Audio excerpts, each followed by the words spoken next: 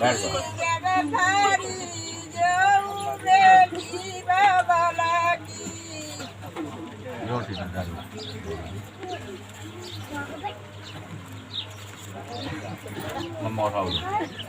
बैठो आप, ऐसे आओ आगे। मध्य पर्व के भोजन हो गए, कन्यादान हो गया, चतुर्थी के बंधन भी हो गया। और आगे आओ भैया। यावत कन्या नाम भागे तावत कन्या कुमार का। जब तक लड़की बा मंगनी आ जाती तब तक कुंवारी मानी जाती है। तो सेठ जी बोले अब आप हमारे बा मांग आइए। तो पाल जी बोली नहीं हमारी कुछ शर्त हैं। बोले वो बता दो शर्त हैं। बोले 7। बोले बताइए। तो पहली शर्त उन्होंने कही अंधराष्ट्रीय बनु स्वामी ये है मम अभिलाष भोजनशाला के प्रबंध में हो मेरा विश्वास। बोले हमें अंदर जो है ग्रस्त नहीं थी पूरी माल की दैया। उसमें एक कारण हो थे कि घर हम मन घी खाने पीने की वस्तु में रखते हैं कि टाइम बे टाइम रिश्तेदार आ जाए तो उन्हें देने पड़े। और तुम भीतर घुस गए, तुमने खा गए और हमारी जानकारी में रखी है। और रिश्तेदार आ गए, जब न मिली तो कहीं कैसी गिरे लक्ष्मी यार शंकर जी का लिए कौन बड़ी बात है दिया। तो मैं दोनों लोगों ने कहा बेटा ध्यान से सुनना। दूसरा वचन का हब प्रदान रमन तो कब प्रदान तिथि था। जो हवन व्रत तीर्थ उद्यापन ये करते हैं इनसे देवता प्रसन्न होते हैं। और जो पुरखों में काव्य श्राद्ध होता है उससे पूर्वज प्रसन्न होते हैं। यदि ऐसे कार्य करें तो मैं आपके बा मंगाऊं। तीसरा वचन कहा कुटुम्ब रक्षा भरने मृत्याम कुर्याम पशुनाम चापर पालनम। यदि आप अपने परिवार की रक्षा उनका पालन पोषण कर सके तो मैं आपके बा मांगा।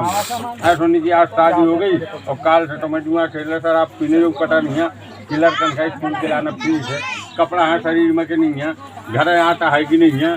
और बस तुम तो अपने चाल पर मत छोटो। बोले अब ठीक है। बोले नहीं ध्यान रहें। चौथा बटन कहा आप धंधना निवेशतम चाकरी विदेयम।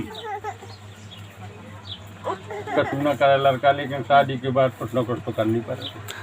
बोले उसमें आय व्यय को विशेष ध्यान देने हैं कि हमारी जितनी आमदनी है वही के हिसाब से खर्च करें।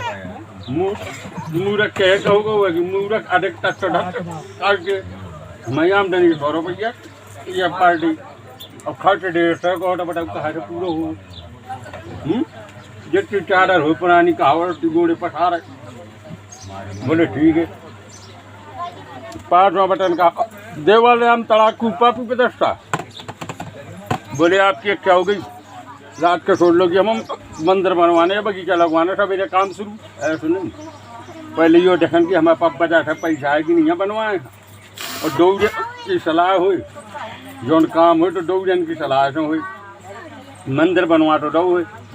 जब हमारी आपकी ज़िंदगी है तो ना 2 जने सही तो एक आदमी तो 1 लोटा जल लेकर धारण है रोज सब तो उसमें धन हुए।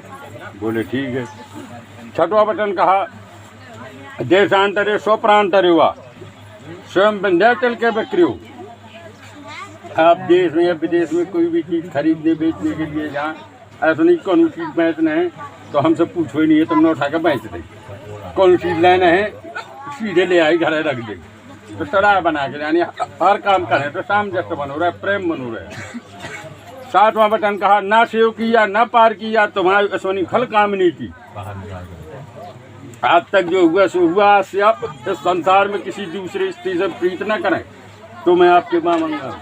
मैं सखियों के साथ बैठी हूँ मुझसे कुछ अपराध हुआ तो वहाँ जाके आप मुझे कुछ न कहा। जब मैं घर में आ जाए एकांत में 2 जने हुए आप डांट सकते हो मार सकते हो अधिकार में आप खड़ी हो। इस तरह से ये 7 बटन पार्वती जी ने मांग ले। अब पंडित जी बताएं। बताओ पंडित जी। 5 बजे हाँ भैया तुम डिमांड रखो जो कहे तो आ रहे डट डिवट करो।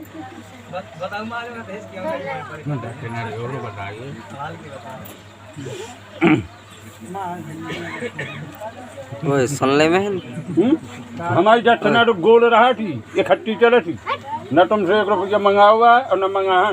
और जब भाव न पाए नहीं है जब हम तो बस इकट्ठे वाले हम यानी बीच में उद्याने मद्यपाने पिताग्रह गमने राजद्वारे मम चित्तम मम वाक्यम वर मागत प्रांगणः। भगवान शंकर पार्वती जी से कहते हैं कि हे प्रिय, आपने हमसे अपने 7 वचन स्वीकार करवाए, अब आप हमारे 5 वचनों को स्वीकार करें। तो पहला वचन भगवान शंकर पार्वती जी से मांगते हैं, कहते उद्याने, उद्यान नाम वन का, उद्यान नाम दोपहर का, उद्यान नाम अर्धरात का। तो भगवान शंकर कहते हैं कि स्त्री को चाहिए कि अर्धरात और दोपहर के समय में अकेले घर से जो है वन में ना जाए।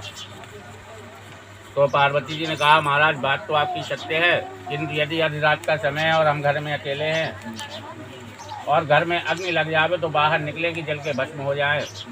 तो महादेव जी ने कहा, आपत्ति काले मर्यादा नाचते। आपत्ति के समय आप मर्यादा का उल्लंघन कर सकती हैं, किंतु बार बार नहीं। तो पार्वती जी ने कहा कि महाराज, हमने आपका यह वचन स्वीकार किया। दूसरा वचन भगवान शंकर पार्वती से मांगते हैं मद्यपाने। कहते हैं स्त्री को चाहिए कि मद्यपान करने वालों के सामने ना जाए। तो भगवान शंकर ने कहा कि मतवाले भी कई प्रकार के होते हैं। खाती मतवाला होता है, एक धन का मतवाला होता है, एक युवा पुरुष मतवाला होता है और एक मदिरा का पान करने वाला मतवाला होता है।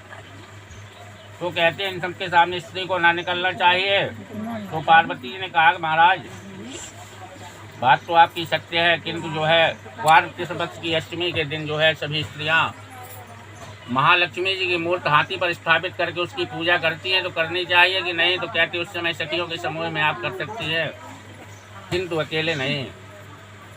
तो दूसरा वचन भी पार्वती जी ने भगवान शंकर का स्वीकार किया। तीसरा वचन भगवान शंकर ने मांगा पिता गृह गमने। स्त्री को चाहिए कि बिना बुलाए अपने पिता के घर ना जाए। तो पार्वती जी ने कहा कि हे महाराज, जब भैया दूज का त्यौहार होता है या भाई के पुत्र होता है तो सभी स्त्रियां बड़े हर्ष के साथ अपने मायके जाते हैं। तो भगवान शंकर ने बताया कि उस समय यदि ससुराल पक्ष और मायके पक्ष में कोई विरोध नहीं है और वहां से हरी दूब आती है तब आप जा सकती है, इसके अलावा नहीं।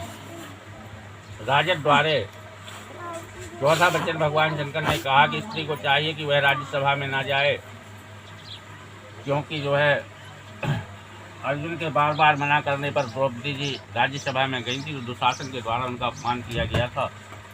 इसलिए स्त्री को चाहिए कि राज्यसभा में न जाए। मम चित्तम मम वाक्यम। पांचवा वचन पार्वती जी से भगवान शंकर मांगते हैं कि स्त्री को चाहिए कि उसका पति कैसा भी हो, कैसे भी वस्त्र पहने, उसको अपने ही पति के वचनों को स्वीकार करना चाहिए और अपने ही पति के वस्त्रों की प्रशंसा करनी चाहिए। तो पार्वती जी ने कहा कि हे महाराज, जब कोई दूल्हा सुंदर सुंदर वस्त्र पहन के ब्याहने को निकलता है तो सभी लोग उसके रूप और सौंदर्य की प्रशंसा करते हैं। तो भगवान शंकर बोले कि तब तक आप उसकी प्रशंसा कर सकती हैं जब तक कि उसके सिर पर मुकुट रखा हुआ है, तब तक उसमें भगवान विष्णु का वास होता है, इसके अलावा नहीं। तो पार्वती ने कहा कि हे महाराज, हमने आपके यह वचन स्वीकार किए। इसके बाद कहते हैं इन सबके साक्षी तो बताया गया कि राजा उत्तानपाद के पुत्र ध्रुव, जो हमेशा जो है उत्तर दिशा में स्थायी रहते हैं, उनको साक्षी मान करके यह वैवाहिक कार्यक्रम संपन्न हुआ। और खवास